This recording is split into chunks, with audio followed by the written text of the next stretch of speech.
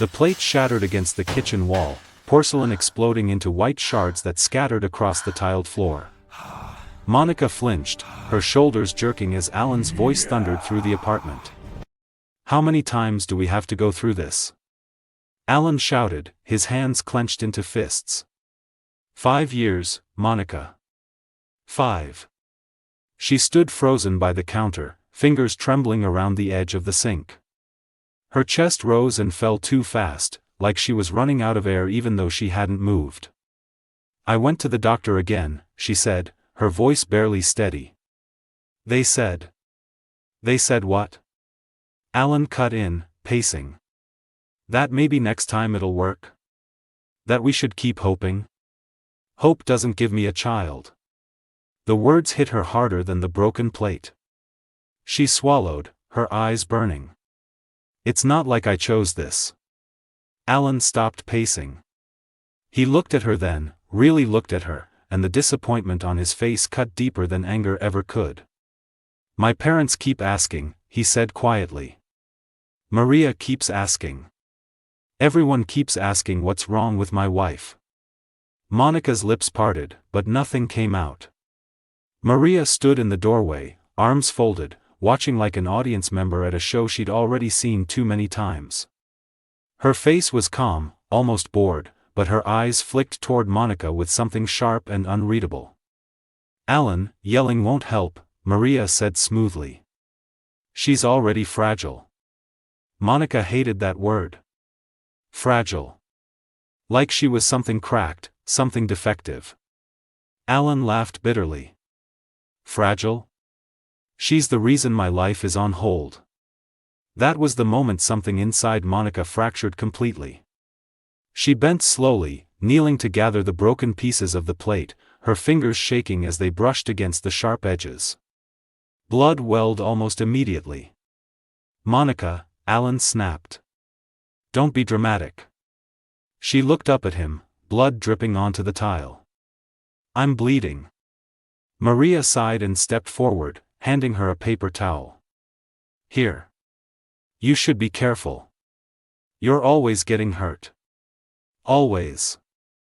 That night, Monica lay awake in bed, staring at the ceiling while Alan slept with his back turned to her. Her body ached in familiar places, her lower abdomen, her head, her stomach. The dull nausea had become routine over the years, something she endured quietly. She hadn't always been this way. At 24, she felt ancient. The miscarriages replayed in her mind like a cruel loop. The first one had been terrifying. The second heartbreaking. By the third, she'd stopped crying in front of anyone. By the fourth, even the doctors spoke to her gently, carefully, as if bracing for the inevitable. And Maria had been there for all of them. Cooking soups. Bringing herbal teas. Sitting by her bedside, stroking her hair while whispering, "It'll be okay." Monica had believed her. The next morning, Alan didn't eat breakfast. He grabbed his laptop bag and keys, avoiding her eyes. "I'll be late," he said. She nodded. "Okay." Maria entered the kitchen moments later, already dressed, smiling softly. "I made you oatmeal.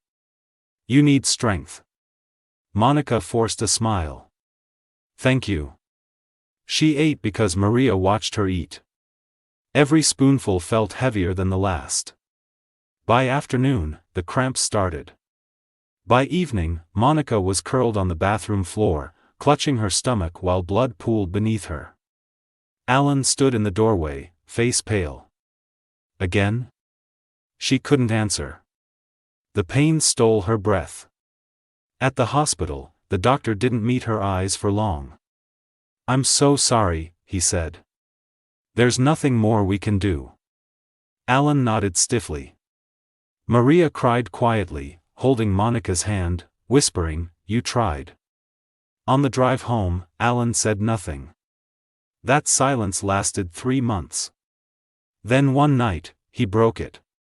"I want a divorce." Monica was sitting on the couch, folding laundry. The words didn't register at first. "What?" she asked. I can't do this anymore, Alan said, standing. I want a family. I want children. And you, he stopped, running a hand through his hair. You can't give me that. She stood slowly, her knees weak. So that's it? After everything? Yes, he said. Maria's right. We're just prolonging the inevitable. Maria sat beside him, nodding gently. This isn't good for either of you, Monica. Sometimes love isn't enough. Monica laughed then.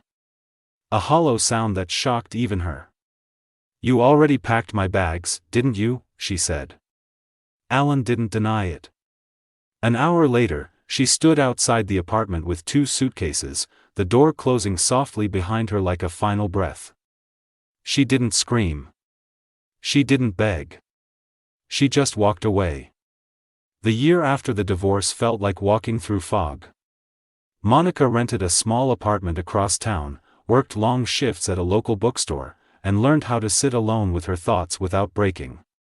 She avoided hospitals. Avoided families. Avoided anything that reminded her of what she'd lost. Sometimes she dreamed of babies crying. Other times she dreamed of poison dripping into her mouth. She told herself that was just trauma. One afternoon, as she was stacking books, a familiar voice startled her. Monica? She turned and froze. Aaron stood a few feet away, hands shoved into his jacket pockets, eyes wide with surprise. He looked the same, tall, kind-faced, with that quiet steadiness she remembered from years of dinners and game nights. Hey, he said softly. I wasn't sure it was you. She swallowed. Aaron. I heard you worked here, he said. I didn't want to be weird.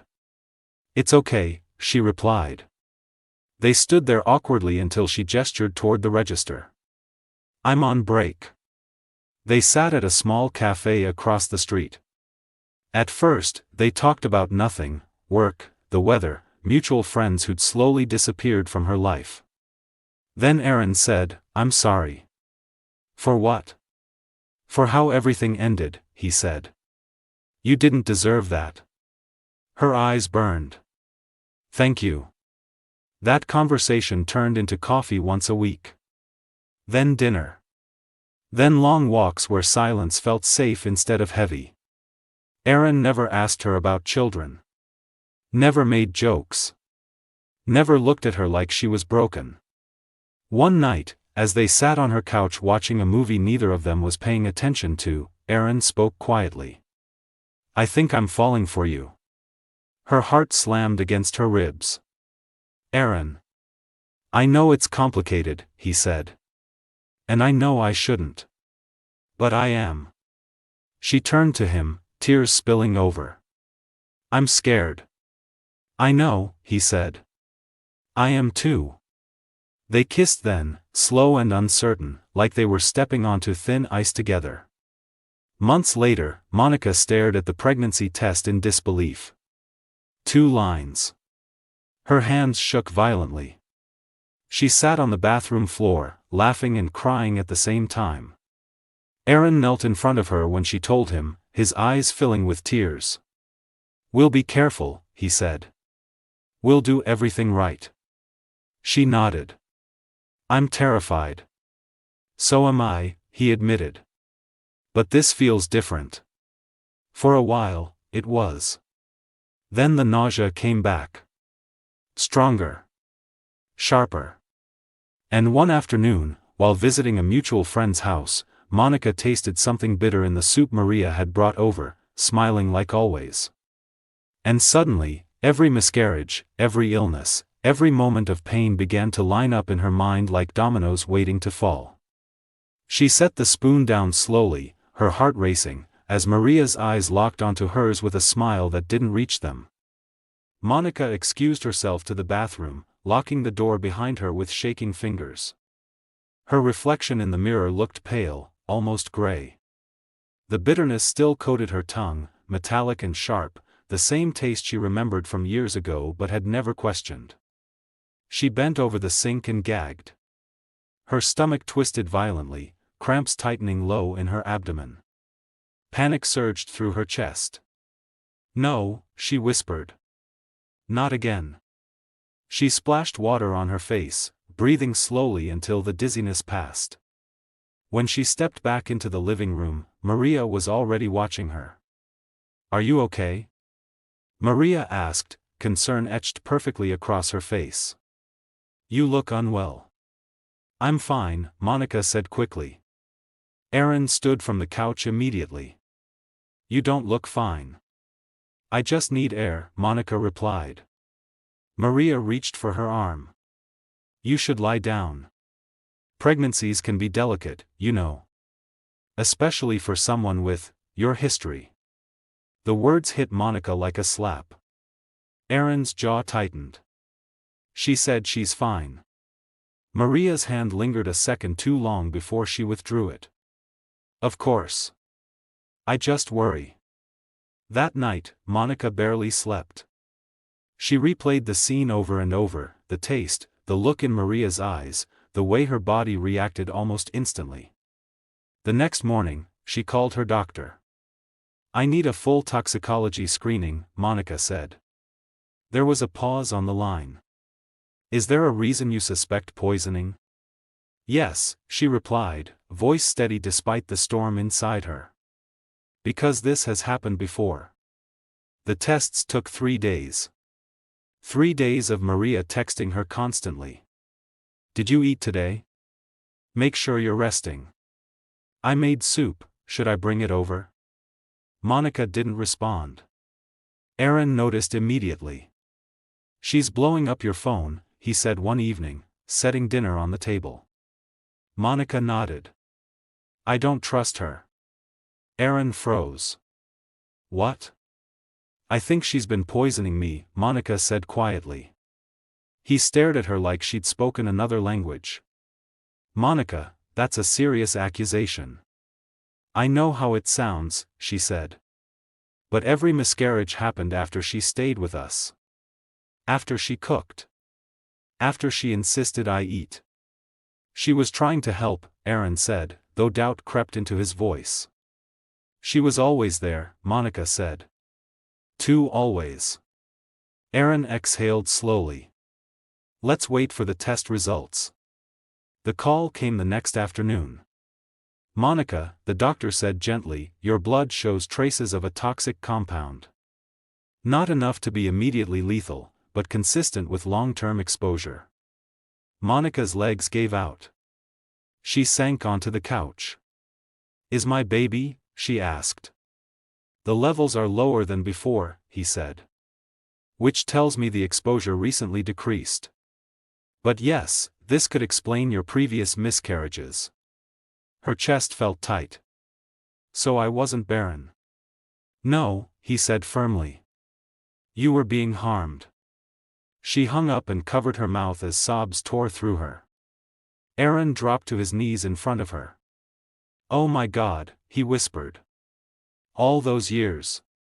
She shook her head violently. "She watched me bleed. She held my hand." Aaron's face darkened. "Why?" Monica's phone buzzed again. "Maria, I'm outside. I brought food." Monica looked at Aaron. "She's here." "Don't let her in," he said. A knock echoed through the apartment. "Monica?" Maria called sweetly. "I know you're home." Aaron moved toward the door, but Monica stopped him. "No," she said. "I want to hear her." She opened the door. Maria smiled brightly, holding a covered dish. "There you are. You scared me. You poisoned me," Monica said flatly. Maria's smile faltered, just for a fraction of a second. "That's a horrible thing to say," she replied. "You should rest." "The tests came back," Monica continued. "I wasn't infertile. I was being poisoned." Maria sighed softly, stepping inside without invitation. "You've always been dramatic." Aaron blocked her path. "Leave." Maria's eyes flicked to him, then back to Monica. "You don't understand what you took from my brother." Monica's heart pounded. "What?" "He deserved better," Maria snapped, her composure cracking. "Someone healthy. Someone who could give him children. So you decided to kill mine?" Monica whispered. Maria laughed bitterly. "I never wanted to kill you. Just stop you." Aaron stared at her in disbelief. "You're sick." "I did what I had to do," Maria said. "My friend Claire would have been perfect for Alan. Wealthy. Stable. Fertile." Monica's knees buckled. Aaron pulled out his phone. "I'm calling the police." Maria's face went pale. "You wouldn't." Monica looked her dead in the eyes. "I will."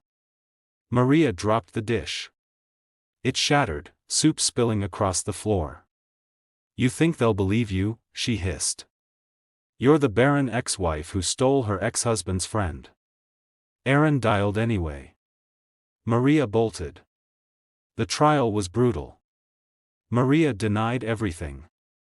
Claimed Monica was unstable. Claimed Aaron manipulated her. But the medical records didn't lie. Neither did the old hospital visits. The timelines. The toxic compounds traced back to supplements Maria purchased online. Alan sat in the courtroom, face ashen, hands shaking. "I believed you," he whispered to Monica during recess. She didn't respond. When the verdict came down, Maria collapsed, screaming as she was led away. Outside the courthouse, reporters swarmed. Monica shielded her stomach instinctively. Aaron squeezed her hand. "It's over." She shook her head. "It's just beginning." Months later, Monica felt the baby kick for the first time. She cried harder than she ever had.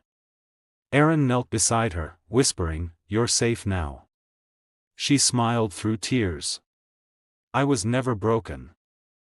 The news broke faster than Monica expected. By the next morning, her phone wouldn't stop ringing.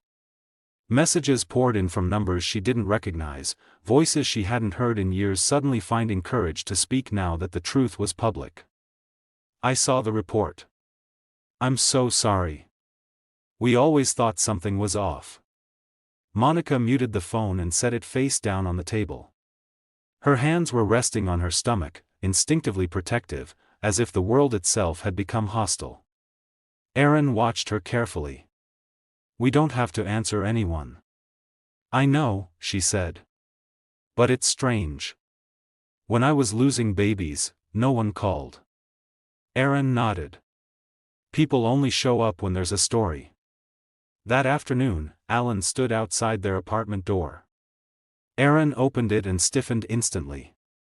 "You've got some nerve." "I need to talk to her," Alan said, voice raw. Monica stepped forward. "Say it." Alan's eyes dropped to her stomach. "I didn't know." "You didn't want to know," she replied calmly. "I trusted my sister," he said. "She told me you were weak. That you couldn't handle being a wife. And you believed her," Monica said. "That was your choice." Alan swallowed hard. "I destroyed my own family." She studied his face, searching for something, remorse, regret, guilt, but found it all tangled together too late to matter. "I don't hate you," she said. "But I don't forgive you either." He nodded, tears slipping free. "I understand." As he turned to leave, he paused. "I hope your baby lives." The words were meant kindly. They landed like a bruise. That night, Monica dreamed of hospital lights and alarms blaring. She woke gasping, her hands slick with sweat. "Aaron," she whispered.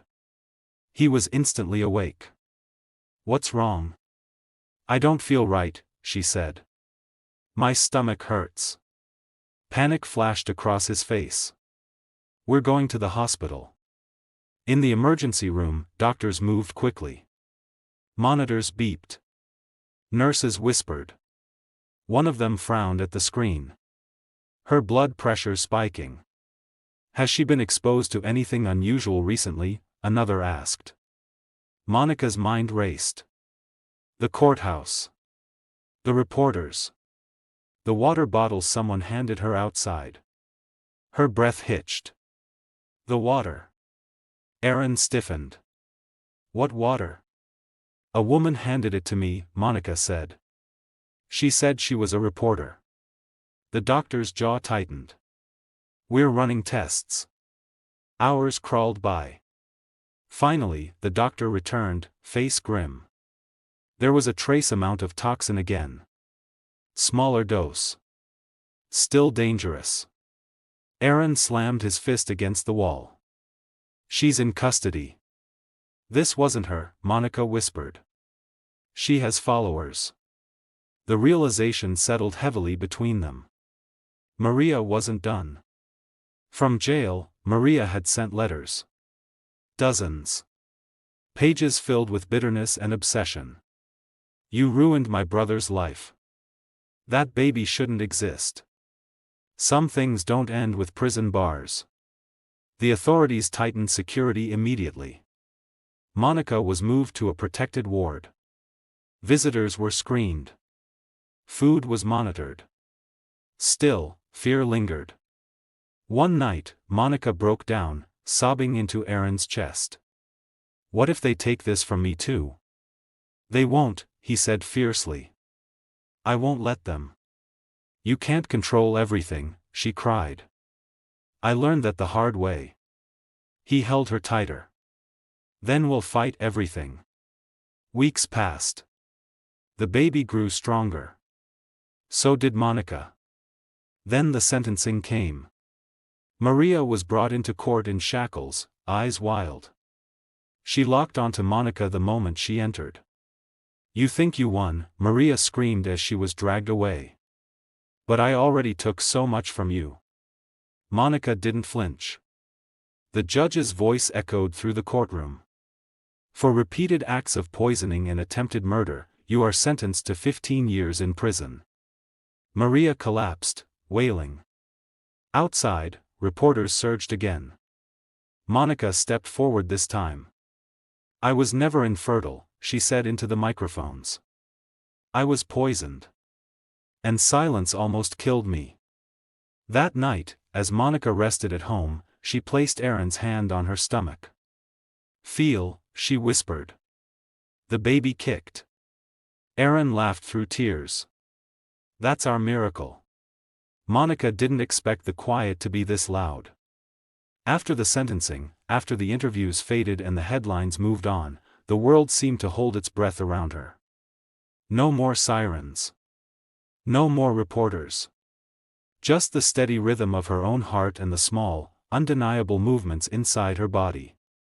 She sat on the edge of the bed one evening, folding tiny baby clothes Aaron had brought home in a paper bag. Her hands paused on a white onesie, fingers pressing into the soft fabric as tears slipped down her cheeks. Aaron noticed immediately. Hey, he said gently, kneeling in front of her. What's wrong? I keep waiting for something bad to happen, she admitted. Like my body doesn't trust happiness anymore. He rested his forehead against her knee. Trauma doesn't disappear just because justice happened. She nodded. I don't know how to stop being afraid. You don't have to stop, he said. You just don't have to face it alone. A knock came at the door. They both froze. Aaron stood slowly. Stay here. When he opened the door, Alan stood there again, thinner this time, eyes hollowed by sleepless nights. I won't stay long, Alan said quickly. I needed to say something before it's too late. Monica stepped into view. Say it. Alan swallowed. I'm leaving the city. I can't stay here knowing what I did. What I allowed. You didn't poison me, Monica said. No, Alan agreed. But I abandoned you when you needed me most. Silence stretched between them. I hope your child grows up knowing they were wanted, Alan said quietly. I hope they never doubt that. Monica studied him for a long moment. I hope you learn to question the people who speak for you. He nodded, tears spilling freely now. I already have. When the door closed behind him, Monica felt something loosen inside her chest. Not forgiveness, but release. Weeks later, the contractions started. It was 3 in the morning when Monica doubled over, a sharp pain ripping through her abdomen. Panic surged instantly. "Aaron," she gasped. "It's time." The drive to the hospital felt unreal. Every red light was torture. Every bump in the road made her cry out. In the delivery room, fear clawed at her throat as machines beeped and nurses moved quickly.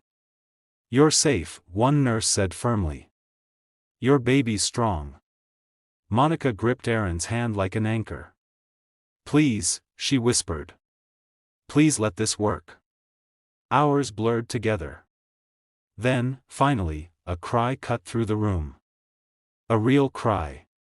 "Alive." Monica sobbed openly as they placed the baby in her arms. Her whole body shook as she stared down at the tiny face, red and wrinkled and perfect. "I did it," she whispered. "I did it." Aaron laughed and cried at the same time. "You were never broken." As Monica held her child, images flashed through her mind: hospital floors soaked in blood, Maria's false concern, Alan's turned back. And then they faded. The weeks after were not easy. Healing never was. But each night Monica watched her baby breathe, each morning she woke to the soft weight of life against her chest, something inside her grew steadier. One afternoon, Monica received a letter from prison. She didn't open it. She handed it to Aaron. "I don't need to know what she has to say anymore." He tore it in half and dropped it into the trash. Monica smiled. Time didn't heal Monica the way people said it would. It didn't erase memories or soften them into something distant and harmless. Instead, time taught her how to carry them without collapsing under their weight. Motherhood arrived in waves: exhaustion, fear, awe, joy, all tangled together. Some nights, when the baby cried for hours, Monica found herself trembling, panic tightening her chest. "What if something's wrong?" she'd whisper. Aaron would take the baby gently, rocking back and forth. "He's crying because he's alive," he'd say softly. "Because he's here." Those words anchored her. On the baby's first pediatric appointment, Monica sat stiffly in the chair while the doctor checked vitals. When the doctor smiled and said, "Perfectly healthy," Monica burst into tears. Aaron squeezed her hand. One day at a time. The trial faded from public memory, but not from Monica's life. Occasionally, someone would recognize her at the store or send a message online. "You're so strong.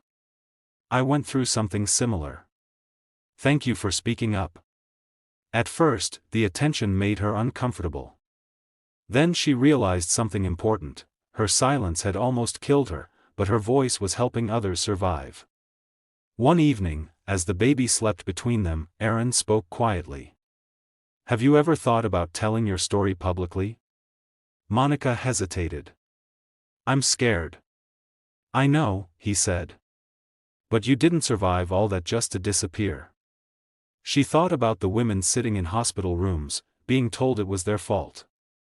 About wives blamed for things they never chose. About how close she came to believing the lie herself. "Okay," she said finally. "But on my terms." The video went live weeks later. Monica sat in front of a simple camera, no makeup, no script. Just truth. "I was told I was infertile," she said calmly. "But I wasn't. I was poisoned by someone who smiled in my face." The response was overwhelming. Millions of views. Thousands of comments. Stories poured in, women ignored, dismissed, silenced. Monica read them slowly, carefully, sometimes crying, sometimes shaking with anger. "I'm not alone," she whispered. Aaron watched her with quiet pride.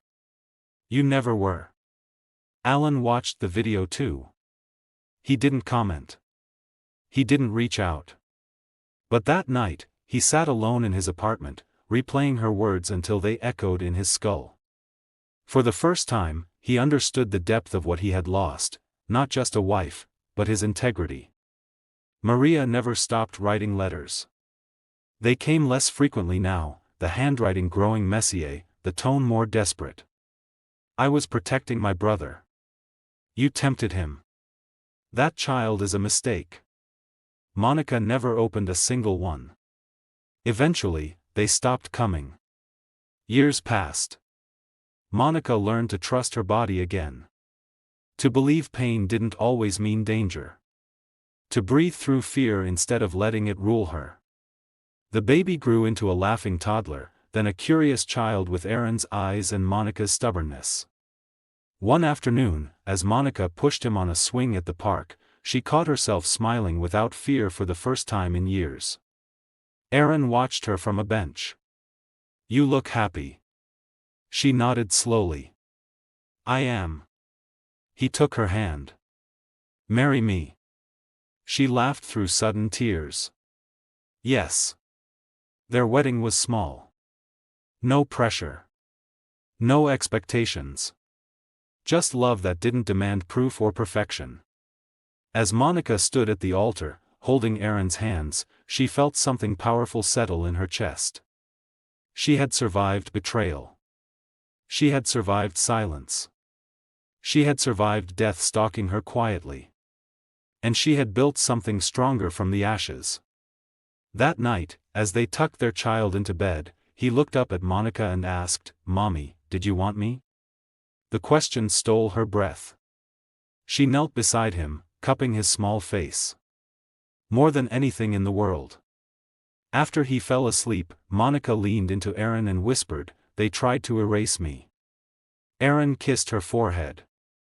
And instead, you became impossible to ignore. If this story moved you, don't forget to like this video, leave your comment below, and subscribe to Urban Folks TV because your voice, just like hers, deserves to be heard. It helps stories like Monica's reach people who need them. And remember this. Sometimes, the woman they call Barren was never broken. She was being destroyed, and she lived anyway.